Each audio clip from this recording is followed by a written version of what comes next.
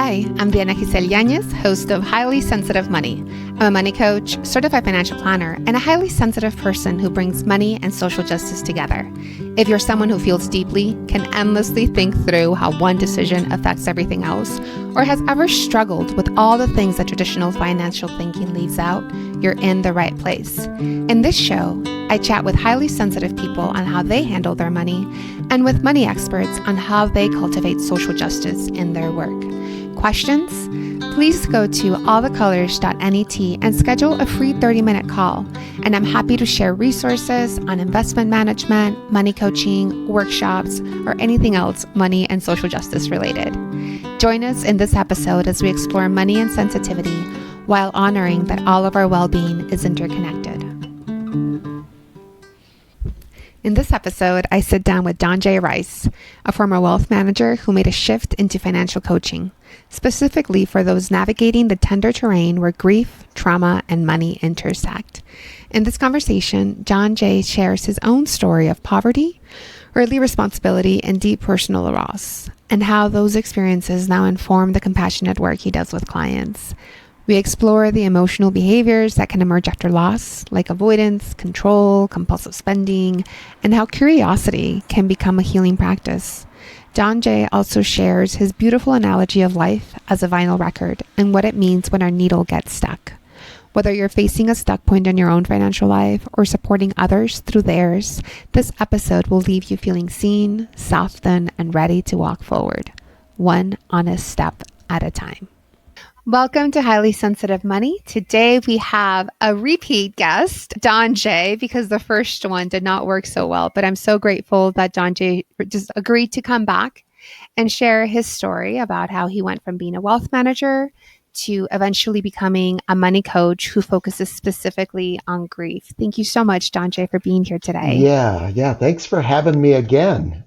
So, yeah, due to technical difficulties, right? We had to give it a second go around. That, and we just like talking to each other so much. So, yeah. I think so too. I think the second time will be even better than the first. Yeah. So this is a good opportunity for me to get to talk with you again. Yeah, looking forward to it. So just to start off, can you introduce your current work? And then we'll go back and share how it all started. Sure, yeah. Now I am a financial coach. Official title, I guess, is financial behavioral specialist. And I work with clients where money, grief, and trauma have intersected and gotten a little tangled up.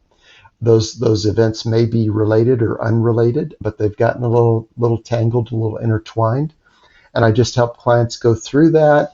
And where there's been money behaviors, maybe it's avoiding money, penny pinching, couples fighting over money, some type of emotion, anxiety, or anger over money, whatever it might be, excessive spending, all those type of things, financial enabling.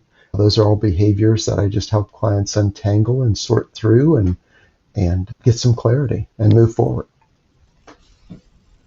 Yeah, that's perfect. And I remember you said you started as a wealth manager. Yeah. And that there was a specific experience that kind of opened your eyes that there was a lot more to money than the numbers part of it. If you can share how you started as a wealth manager and what that experience was like. Sure, yeah. So I started as a wealth manager pre-internet. And so 1995, I was a wealth manager for 27 years.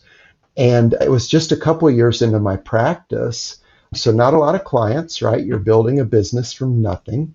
And I had 3 clients that had passed away all in the same month. So that's a big deal when you have a lot of clients, let alone when you have a few and are pretty new to the practice. And so that was 1998. And I brought, they were 3 men that passed away, and I brought their widows in, each met with them individually. Here's how your account's doing. All of them were having a great year in the markets, signed the paperwork. And within 2 weeks of bringing each client in, that widow transferred their entire account out to another firm. And so with that, I thought at first, like, there must be a financial advisor that's out here poaching my business, you know? And so, and I looked at the transfer out requests, and there were three different firms. Two of them were out of town, I mean, like 60 miles away. And I thought, well, that's not it. And I always took real good notes with my clients as far as where they went to church, what hobbies they had, you know, the social circles they ran around in, past employers, all that. None of that intersected. And so I took a hard look in the mirror and said, there's only one common person denominator in this case, and that was me. And so that's when I started really looking at, really thinking back on those appointments, like, what did I not do? And these were, and really, what were the clients needing that I wasn't providing? And it was the standpoint of having emotions and talking about those emotions and talking about that heavy stuff. And I mentioned that being pre-internet because that's right when the internet and e-trade and online trading was all being born. And so I kind of looked at those events coinciding and said, boy, if you don't really help clients hold the heavy and help clients with their emotions around money, you're not going to have a practice because you're no different than the online program. And so that's when I started really digging into, you know, emotions and psychology before financial psychology was even a thing, and grasping and grabbing for things that I could read and get better and more proficient at. So, yeah. That's quite the experience, because sometimes it can be so difficult to actually say the common denominator is me. Yeah. Like, I may be the reason that this one instance continues to happen over and over again.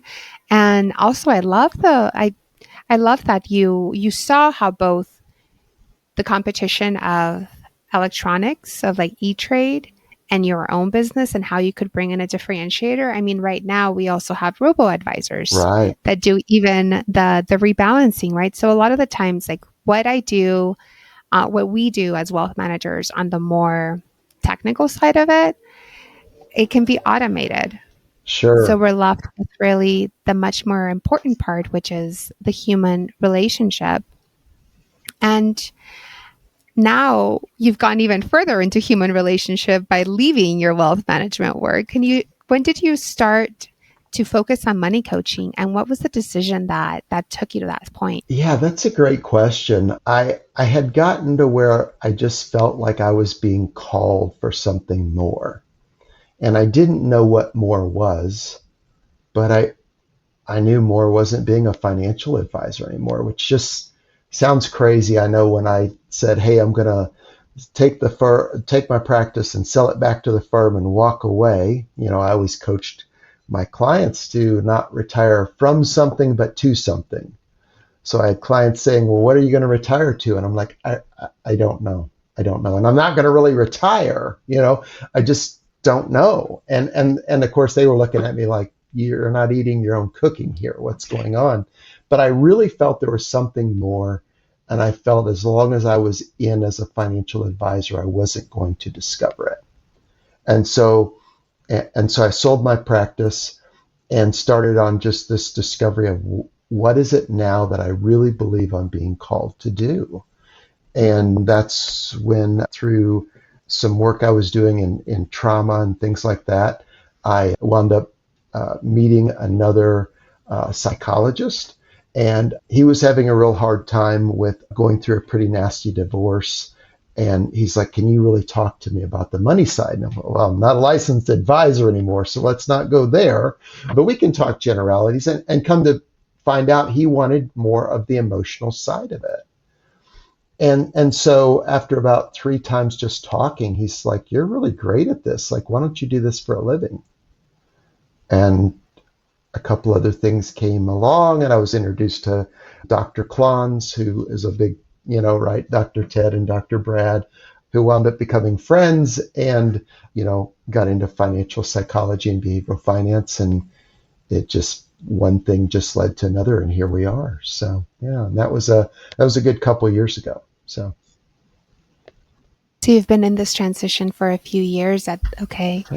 And it's such a beautiful way of, like, You left without knowing what you were moving towards. And I've heard that phrase before too. What are you retiring to? And in that in between, before you knew what you were retiring to, what are some of the things that you tried or that you thought about? Or did you just simply rest for a little bit? I'm Oh, curious yeah. about what that early retirement or that parenthesis retirement was like. Yeah, a lot of it. So some for some of our listeners, faith may not be their thing, but faith is my thing. So I have this prayer to God that I do, and it sounds kind of weird, but I basically pray to God like, if I'm supposed to walk through that door, then I want you to rip it off the hinges for me because I'm kind of slow. But if I'm not supposed to walk through it, I want you to slam the door in my face and skin my nose. Because again, I don't feel like sometimes I'm the sharpest pencil in the box picking up signals, it was just trying things and experimenting, and then feeling like, wait a minute, there feels like there's too much friction, too much resistance here, too many doors slamming shut. And it was actually probably the first thing that kind of sparked it, even before, probably about a month before I met the gentleman that was a psychologist that he helped open my eyes to it. Was I had this period where I really thought, well, man, maybe I just don't have any transferable skills, you know. And it sounds crazy now, and I see you smiling and laughing, but we all go through those times, right? We all go through those times where we kind of start to doubt, like maybe I don't. And I volunteer in a domestic abuse ministry. We had a situation that was pretty dire, and we had one of the people that we were working with in that ministry that she was just spinning. And if she was with us here today, she would not say that was a cruel statement. She would say, absolutely, I was spinning. But at that moment, she was spinning, and nobody could reach her. They said, DonJay, we want you to try to reach her. And, I just used all the tools that you and I would use, especially nowadays as the market's kind of volatile, right? Of we validate what they're feeling, right? And all those things. And so there were people telling her, like, this is crazy that you're thinking these things. You shouldn't be worrying that way. You shouldn't be thinking that way. And that's like when we tell people, well, stop spending, just quit, all those things. Before I knew it, I was using all these tools that I had as a financial advisor that I'd learned of to sit with people in empathy, to validate what they're feeling, and once we did that, then slowly moving toward what's some steps we can better look at this and better embrace this and get some control over these spinning thoughts and feelings. And it was like helping her was that very first step that the light bulb went on of like, wait a minute, you do have transferable skills. And then it wasn't like 30 days later that I met the psychologist person that now today we're great friends, right? And walked with him, and he said financial coaching. And then it was like 3 months later, I met the Klons, Dr. Ted and Dr. Brad. And it was like, oh, wait a minute here, And then from there, it literally just took off. I feel like and here again, faith is my thing. So I feel like God came up behind me in a wheelbarrow, clipped me in the back of my knees. And as I fell back in the wheelbarrow, he said, get on for this ride. And so that's what it's been, it's just been this amazing ride of just helping people in some pretty deep stuff. But it's one that I feel like from my past pain I've taken my past pain and said, hey, let's turn it into purpose. So. Yeah. I have a version of that prayer, bless it or block it. There we go. Yeah. And I love that imagery of just God coming up with a wheelbarrow and being like, we're all in, we're going. Even now, as I take on new projects as an entrepreneur, because then as an entrepreneur, I get to be all of it at the same time. It could feel like, am I even like allowed to want to do this thing? Like, do I have any of the skills necessary for this? Yeah, it's definitely constantly asking you, are you really committed? I love that you started to meet the right people once you were kind of like, okay, yes, I do want to stay in this. It sounds like, and it just kept confirming your decision. So that's lovely to hear. Yeah, and it's probably a good example of how that self-critic, if we let it could have taken me the other way, Mhm. right? So. Right, where we end up not trying to experiment into anything new. You did mention it briefly right now that you had gone through your own many transformations in order to now be able to sit with people. Because as a coach, as a teacher, often we're not able to help people unless we've been through maybe not the exact same situation, but at least something that mirrors it, a level of pain that maybe we have more capacity for than other people. And because I already know your story, I'm going to lay out the question.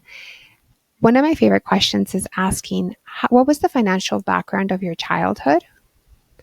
And how do you think it affects the work that you do today, from being a wealth manager to now being a financial coach? Yeah, so my background was extreme poverty. Started at age 8 and went on, basically well into my teenage years. And even in the teenage years, you might say, well, I wasn't in poverty per se, but I wasn't far from it. We were kind of like one bad month away from being back where we started, in extreme poverty. So a big scarcity, right? A big scarcity mindset. But what was really interesting about that was, yeah, we had about 3 years there where there was literally not a dime coming in. I think we might have held the record for being rejected for Social Security disability appeals, or at least my dad might have held the record, I should say. But there was a lot of financial enmeshment. So dad had a disability that basically was going to take him, the doctor said he was going to die in 10 years. And I was 8. And mom had severe anxiety. They called it nerves back then. And so she couldn't work, she couldn't drive, a lot of things she couldn't do.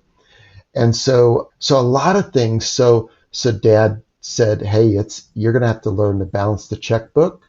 When we would go to the mobile home park and negotiate the lot rent and sign that lease, you're going to be there. You're going to read that contract as a 12-year-old. You're going to tell me whether or not I should sign it. And if you say, no, I don't sign it. If you say, yes, I do. And so it was huge financial enmeshment, huge pressure. And of course, from dad's standpoint, what other option did he have? We didn't have money to hire nannies and all that. But the other part of it was generational trauma. And so when we look at, well, why did your dad choose that path for you? And so my dad grew up in the Great Depression, and his mom left his father when he was 8. So isn't it ironic that I would have this huge enmeshment thing when I was 8? Well, his mom left his father, and so his father had lost his job, and she said, well, if you don't have a job, I'm out of here. And so he had to raise his younger sister and his younger brother while his dad went out for work.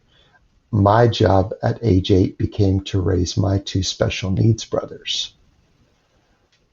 So you look at his generational trauma, and he just thought, well, this is how it works. This is what we do. He survived through it. DonJay will survive through this. So just a lot of things there. And then my mom died when I was 12, and enmeshment stepped up at a much greater pace then, because dad's thinking, well, I'm going to pass away any day now. And so I became legal guardian of my brothers when I was age 20, and then dad died at age 26, which is I just married a couple of years, and here we are. My wife and I are trying to navigate being guardian, and of course she was a beautiful person to help in that, but we were in over our heads too.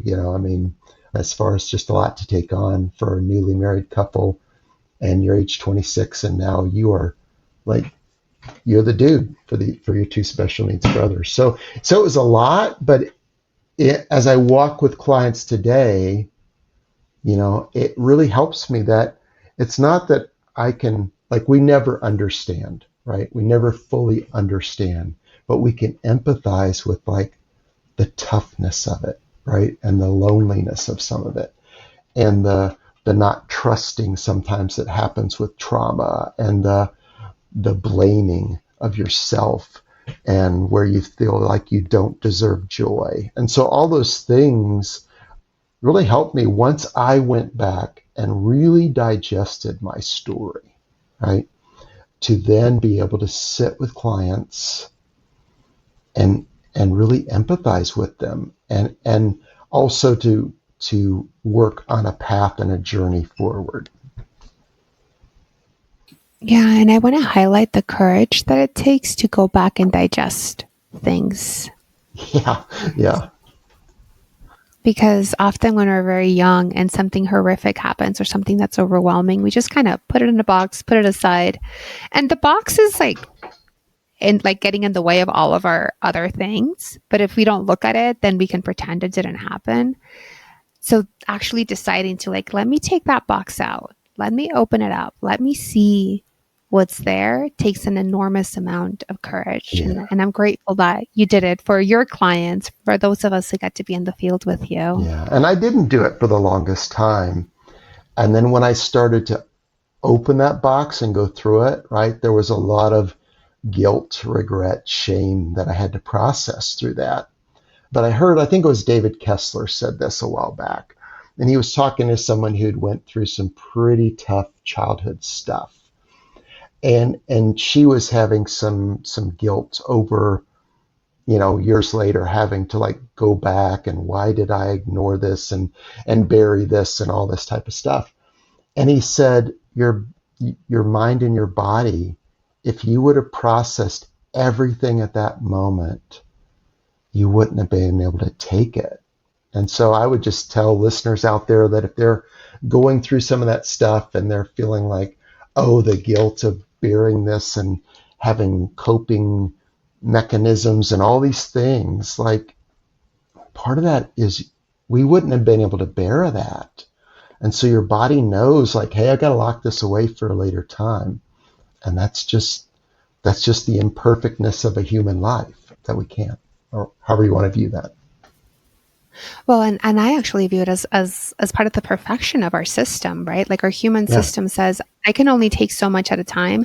And look, right now I'm here looking at food and shelter for myself and those I care for, right? Once those things are taken care of, then okay, maybe I'll look at a little bit of joy. Okay. And now I remember one time, one of my cousins who's a therapist, I was telling her about something I was going through, and she said, well, it makes sense that it's coming up now because you really like your job. You really like the person you're dating. You like all your friends. Now you have the bandwidth for it. And I remember being so annoyed because I'm supposed to be feeling better. These things are lining up. And she's like, now you have the space to go and do that deep work. I'm like, wow, what a lousy gift. Yeah, and that's and you put that time it felt like that. Yeah, and you put no, and you put that in such a great way. I mean, we want to think life's so imperfect, and part of that's our I think our trauma speaking out when we do that, or maybe just our cynicism. But life and our body to adapt and adjust, and like you say, no, hey, now you've got the capacity to take this on, and you're like, why am I thinking about this stuff now? I've got life licked. That's why, right? And so it's just the beauty of the mind and the body, really, when you think about it and appreciate it. So thank you for helping us redirect there. And also the gift of actually going through the lousy gift is even more freedom on the other side, even more creativity. Yes. It's just, yeah. I mean, I think about having done the hard grief and trauma work, right? And it takes time and it comes off in layers, but you get to the other side and I'm like, wow, I can look at today, I can just look at clouds and just be mesmerized by them. I mean, just literally in awe of a cloud. And I could have never done that before. And so it's just some of the simplest, smallest things that I can just sit there and have gratitude in, that, when you've not processed the trauma and the grief and things like that, it's hard to, right? I mean, I always tell people, if you're going to tell a person deep in grief, hey, you just need to be grateful, you need to be ready to duck. And so, but once they've gotten through that process, they can understand gratitude at such a deep level, and they can hold on to life, and they can hold on to hurt and hold it in both hands and know it's both good. It's both good. I can see beauty in both, I should say. So, yeah. Yeah. And I feel that part of it is that when there's a lot of like, again, that dark box that I was saying, that metaphor of like things that we haven't had the space and courage to look at, we kind of get a little numb, right? Yeah. And when we're numb, it's hard to appreciate the Yeah. clouds. Yeah. That's a perfect way to put it. Part of this podcast, in addition to talking about money, we also talk about high sensitivity. I don't know if you've taken like a self-evaluation about high sensitivity. Have you? No, I have not. It's actually something I'm in the process of learning more about, and you've inspired me to do that. So thank you. Because people have said, well, you're highly sensitive, and you kind of go, okay, well, that's nice. I've been called a lot of things. So but you've inspired me to kind of take a look at that, and I'm in the process of learning much more about it. So yeah, maybe a test is in my future. Yeah, I recommend it. I know for myself, I'll share my story. The first time I heard the term, I was like, that sounds weak. That sounds feminine. No. I felt like slightly offended to be called sensitive. And then someone else asked me, and that time it was a client. So I was not as blunt about my rejection of the term, but I was also pretty clear that no. And then the third time I was in a coaching program, I was learning some new tools. It was actually compassionate inquiry with Gabor Oh Mate. yeah. And at that point, the person I was doing this with, these practices, we'd been practicing for a while. So I had a sense of comfort, and they very gently pointed out like my physical reaction, and they helped me open it up. Right. And or enough for me to be like, okay, let me consider this. And it's been really helpful now that it's been 3 years since I started to learn about this term and own it myself. Some of the things that I'm on the ed, like my learning edge is like how much unstructured downtime I need. Like that is one of the ways that I can tell. Another thing is when I heard you talk about the clouds, just like looking at the clouds, I need a lot of that. I need to like look at nature, be in nature, spend time with my Yeah. dog, just like watching her wag her tail. Yeah. There's not a lot of need for stimulation. And it's helpful now to learn about that trait. I would encourage you to go and find out. At the beginning of this season, I had a conversation with Dr. Julie Bajaland, who specializes in high sensitivity and like anything that's neurodivergent in the autism spectrum. And she calls a highly sensitive brain like a supercomputer that can connect a lot of things. However, it also can't have too many tabs open if you're thinking of like a window. Because then all of it gets kind of jumbled. So it's just some of the tools that I've been learning about this. And from the sound of it, I would imagine that you also fit in this category. Yeah, like I say, with what you've done, you've actually encouraged me to learn more. And as I learn more, I discover that, yeah, that's probably me. And I'm okay with that, And like you mentioned, there's a great book out there that it says, this is what I mean when I say I'm autistic.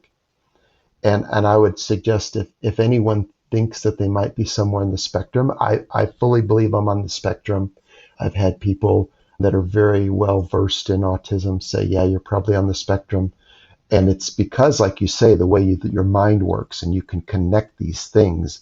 But then all of a sudden it's like, now I need downtime. So yeah. And I think we're becoming so much better as a society, right? Of saying, wow, you're highly sensitive, or you might be on the spectrum, and not taking that as a negative label. My brother Mark is autistic, and back in the 70s, that was something like, since he could parrot really well, they said, oh, he doesn't have autism. And now, decades later, they tested him and said, he's autistic. And I'm like, I knew that when I was like 8, dude. My dad and I did. But he has this beautiful, beautiful brain. I mean, it was great when I was a financial advisor. So I'm going to let you into one of my secrets. And if my clients are listening, they're like, that's how he did that. So I'm not really good at sports. That's just not my thing. But my brother, Mark, is a supercomputer in sports. Like, he can tell you who won the World Series 10 years ago. Did they play like 5 games or 7 games? All this stuff. But yet he can only do math on a second grade level. And so what I used to do when I was I'd be out meeting prospects, right, as a financial advisor. And I would ask them, like, do you have a favorite sports team? And they would just tell me. And so I'd plug all that in. I like to keep my data on social and churches and all that stuff for my clients. So I do that for my prospects. And so I'd be like, oh, his favorite sports team is the Indiana Hoosiers. So I'd see, like, I'm going to call this person, say, in a week and start. Back then you pitched product. So pitch them a bond, whatever, pitch them a stock. And so I'd call Mark. And because Mark lived we had him in a kind of semi-independent living about 20 miles from us at the time. And I'd be like, hey, Mark, did IU play recently? Oh, yeah. And he'd just start rattling off all the stats. And I'd be like writing them down as fast as I could. And so then I'd call this prospect and go, I see where IU crushed it against so-and-so in that last minute shot. Like, wow. And they'd just get them talking. And, oh, by the way, I called about this stock. So yeah, so Mark was instrumental in my business. But anyway, and so if any of my ex-clients are out there listening, yeah, I'm sorry, but Mark was on the team. So I love that. I love that. And that was so impressive before the internet, because right now you could just look it up, right? Like, what have they done? Yeah. But this was Mark actually holding on to it. Yeah. There's so many gifts and like brains that maybe are not typical. And it's interesting to start to see how it's becoming more and more open, right? More and more people are seeing the positives of it. And it could also be just that, like, the system that we have that is so regimented is not really meant for anyone's brain. Oh, yeah, preach it. So another aspect of this podcast, in addition to money, in addition to high sensitivity, is social justice. And I know that's part of what you do because of your own story, the volunteer work that you do.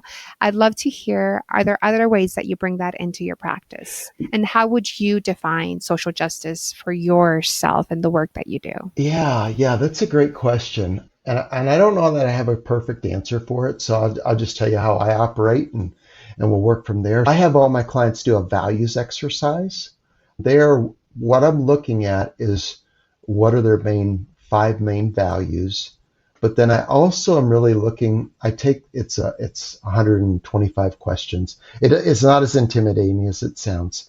And so we peel back, and I'm looking for patterns. And I think that's that autistic brain in mine, right? But I'm looking for patterns of what didn't appear in the top 5 that have a common theme.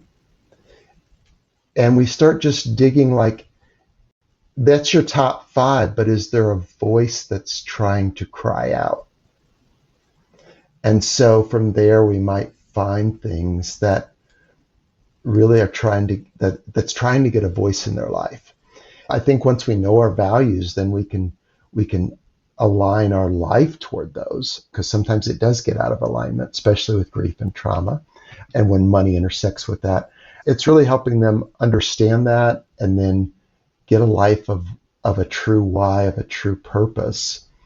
And for a lot of clients that have had grief or trauma, I think for a lot of us, we're looking for that purpose. We're looking for that reason to wake up in the morning. Now, I want them to discover that, whatever that is.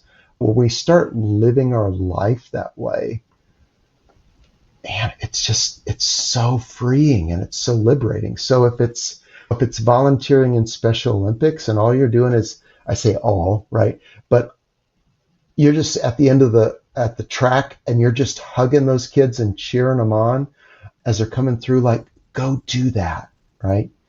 And so if it's for someone like me, who my work in domestic abuse is, I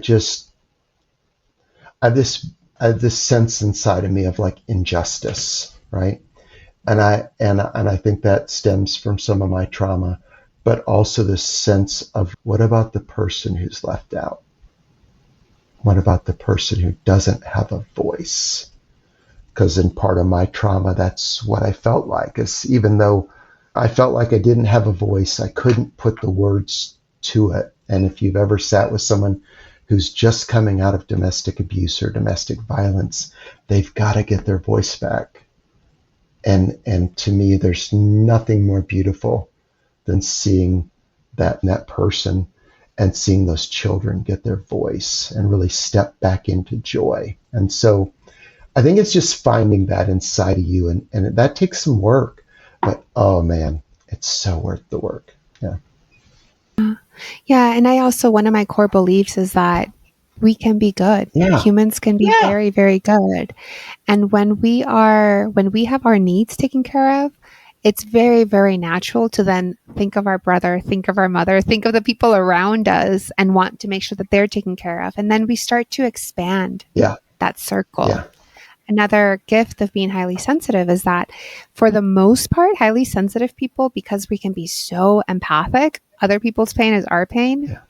So I always use the example that like if there's a I'm winning but someone's losing, it's actually a lose-lose situation because me witnessing someone lose is enough for me to just be like, no, that's not working. So I love what you're sharing, that you help people look at their values. And from there, the desire to give, the desire to create justice, to create mutual well-being is what I hope and what I've experienced is that it's pretty natural to be Yeah. able to go into that space. Oh yeah, you're spot on. Spot on. I mean, it's just helping them peel back those layers and then having the courage to take a little.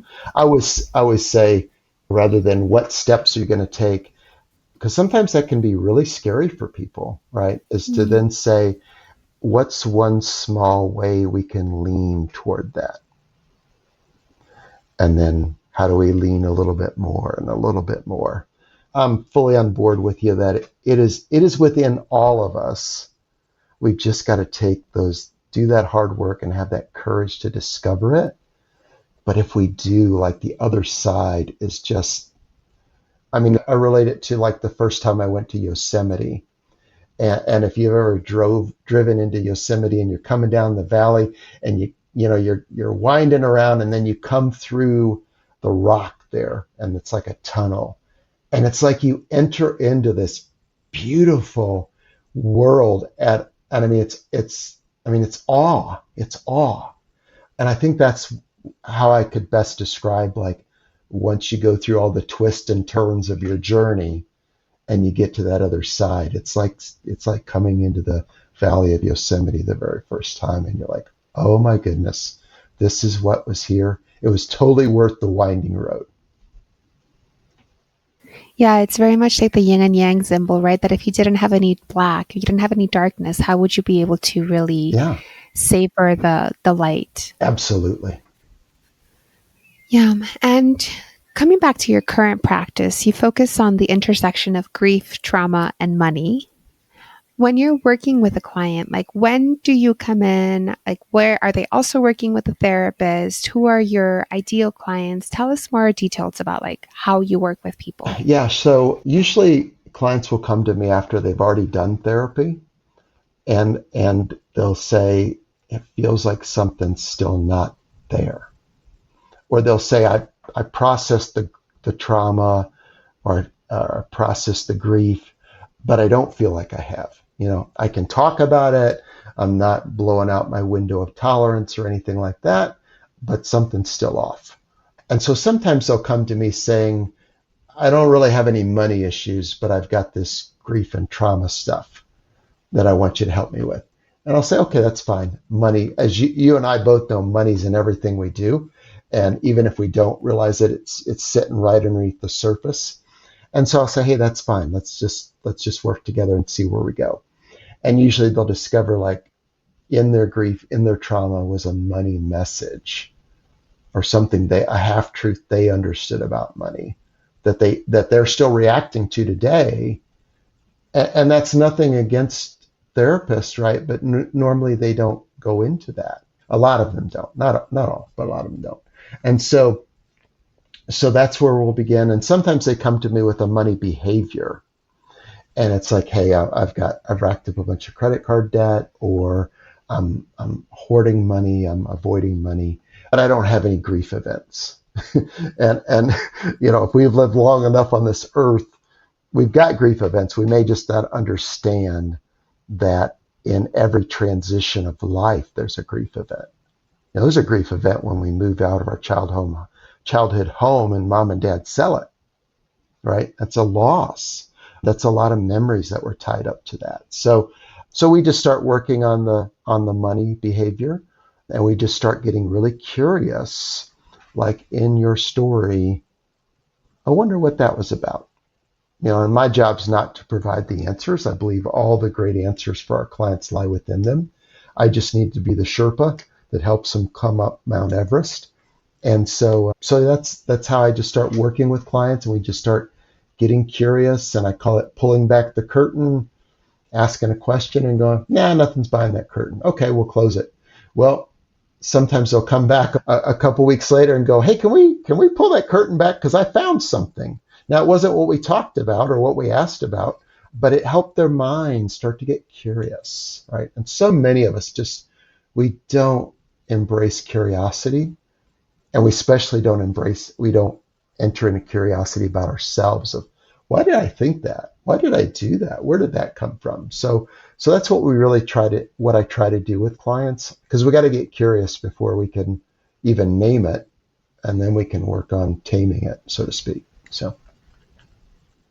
That's really, really beautiful. I love the way that you explained it. There's a couple of things that stood out. There was the term half-truths. There's the focus on curiosity. Could you talk more about what you mean by half-truths? Yeah. So half-truths, we get these money messages throughout our life. And so let's say my father was cheated by the man down the street, and that man was rich, right?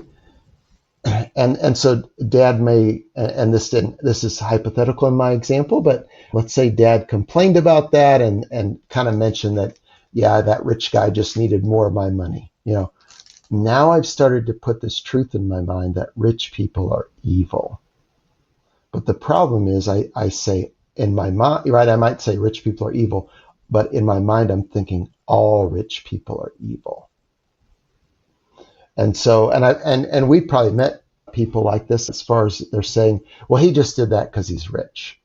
Or, yeah, she probably didn't give much in generosity because she likes her money. And so we have these behaviors in us from these half-truths. And so that's another process I go through with clients, is like, let's just discover, like, what are our half-truths? And I say half-truths, right? Rich people are greedy, right? We're using this as an example. Well, yeah, some people are. Some rich people are. It has nothing to do with their wealth, probably, but we're taking it as all rich people are greedy. And that's where we've got to be careful, right? So that's just things that I call half-truths. And I go through a long exercise with clients where we try to discover what are their half-truths. And then we just look at it from a very scientific point of view, right? Rather than saying, well, that's a half-truth, that's a lie, here's what's true. That's like telling people, well, quit spending, or you start saving, right? But instead we go, well, where's the evidence that that's true? And where's the evidence that that may not be true, right? And so what we're really challenging is their confirmation bias.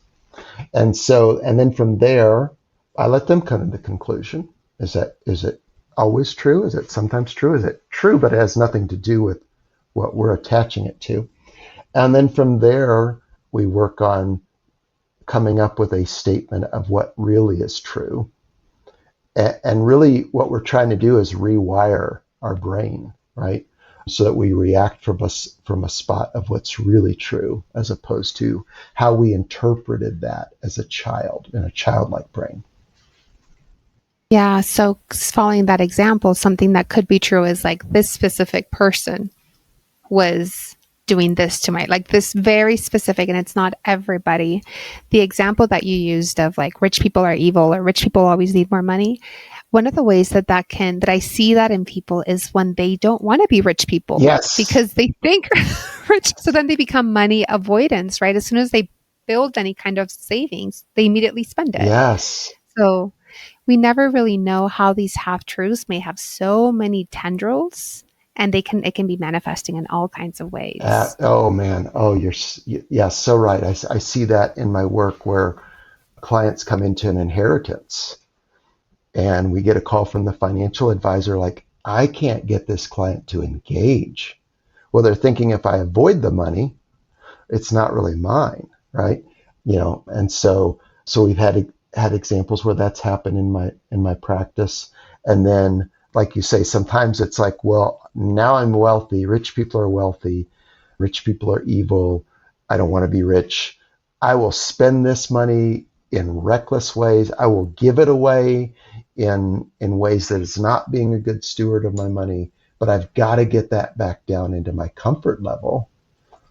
And there could be even a feeling of like, if I don't, then I'm out of my tribe, right? I'm gonna be out of this circle of friends and people, and so I've got to get back down into this level. So there's just so many ways that our money messages weave into our behaviors, but until we get curious, right? It's just theoretical talk. Yeah, yeah. And that was one of the things that you brought into the curiosity, the self-awareness, and also the acknowledgement that it can be so hard for us to look in the mirror. Yeah. But when we hire a coach like yourself that will act as the mirror for us, progress can just happen in leaps and bounds. Yeah. It's not, it's not what we do. It's not some type of weird science or anything like that, right? But the kicker is, like, I think about, like, all the great athletes have sports. All the great athletes have a coach. Some of them multiple, right? Some of them, if you're a baseball player, it may be to work on, you may have a performance coach that's working on your mindset. You may have a swing coach that's working on your batting skills, all these things. And you say, well, wait a minute, they're like in the major leagues. Yeah, but a coach's job is to help you see the blind spots. And we've all got blind spots. And that's the first thing of us admitting, like, I've got blind spots even as a coach, that I need other people in my life that are not afraid to point those things out. And so we that's where coaches come in, is our job is just to help see the blind spots and look at it from a different vantage point, where sometimes we're like, hey, is this over here connected to this? Maybe. I'm just asking. And their light bulb goes off, right? And they're like, well, I wonder if that's connected. What else is connected? What else does this mean? And that's really, yeah. I mean, we weren't made in this life to be an island to journey alone. That's not how we were created. And so, we may be connecting with people in a social setting, but we've got to go much deeper than that. We've got to let I've got to let my friends that I trust, right, into the depths of my soul, because they might see something that I don't. And when we can trust someone at that level too, it just makes life worth living, And we got to really focus on that, because our phones, right, all of our social media things are trying to really take us away from that. I saw a thing just last week that in Japan now, there is this trend, and I don't know how long it's been around, but that people are now saying, I will just have a partner live in my apartment as a robot. I'm like, man, if that ever happens, I want you to call me and really shake me hard and go, what are you doing, DonJay? And that people are starting to now embrace comic book like characters, animated characters, as like people they talk to. We're not designed for that, guys. We're not. And that person's not going to see in the depths of me and point out a blind spot. That's for sure. So, or I shouldn't say not person, that robot, so. Yeah, that is a brave new world that we're stepping into in so many ways these days. Well, thank you so much for your time today. Yeah. I just want to be respectful of your. Thank you, DonJay, for your time today. It was a pleasure to have you on. I'll make sure to include in the links to this podcast how to reach your website, your social media. But are there any special offers or special invitations that you want to share with the audience today? Yeah, I would just say I'm active on LinkedIn, on Instagram, and on Facebook. And so on Facebook and LinkedIn, just drumbeatofwealth.com, or Facebook and Instagram, drumbeatofwealth.com. On LinkedIn, it's just my name, DonJay Rice. And I'm always trying to share their tips. So if you're like, hey, I don't know that I really want to talk to you about my grief trauma, or talk to any coach, just follow me, and there'll be things that you can kind of pick up and learn from that standpoint. And I would just encourage your listeners to start to get curious about their money story and to not be afraid to reach out to help. And I've got this thing, like, if you email me and say, hey, I'm trying to find help, I'm a big believer in everyone should get the help that they need and want. And that doesn't mean that I'm there for everybody. And so my vow to everyone who contacts me is, if I'm not the person, I'm going to be the person who's going to tell you that, but I'm also going to be the person that recommends other people that you can explore, because I don't want anyone to ever get done with a exploratory call with me and feel like, well, great, now where do I go? So. And I highly recommend that people sign up for your newsletter. I know I did. And in the past month, you sent something out that I was like, wow, this is what 30 years of experience in the wealth management field can bring you. So it's even for financial advisors that may be listening to this, I do recommend they listen to it. Once again, thank you so much for coming on today. And it was a pleasure to have you, DonJay. Oh, it's such a joy to be with you today. As we close today's conversation, I'm holding the reminder that our relationship with money is rarely just about numbers. It's about memory, identity, and sometimes the unspoken stories we've carried for far too long. DonJay offered such a tender and honest window into what it means to face those stories with courage and to allow our past pain to shape a more purposeful future. I love the metaphor of the vinyl record, that moment when the needle gets stuck and the song can move forward. I think so many of us have felt that in our lives. And yet there's always the possibility of movement, of noticing the groove, and of gently shifting into a new track. It was a pleasure having DonJay Rice join us today, and I share from his lived experience and deep care. I hope his words offered you some space to breathe, reflect, and maybe even begin again. Thank you for joining me on Highly Sensitive Money. I'm Diana Giselle Yanez, and I hope this episode helped you see how money and sensitivity can work together while honoring our interconnected well-being. We have the power to create a system where everyone's needs are met because nature is abundant. If you found value in today's conversation, please take a moment to leave a review and share this episode with someone who could benefit. Your support helps this message reach more people navigating their own financial journeys. A thank you goes to Mike Schul for the music and Juan Antonio Nunez for producing. For more resources on bringing money and social justice together, sign up for my monthly newsletter over at allthecolors.net. I also invite you to schedule a free 30-minute call where we can talk about money coaching, investment management, and all things money and social justice. Until next time, remember that your sensitivity and deep thinking is your superpower.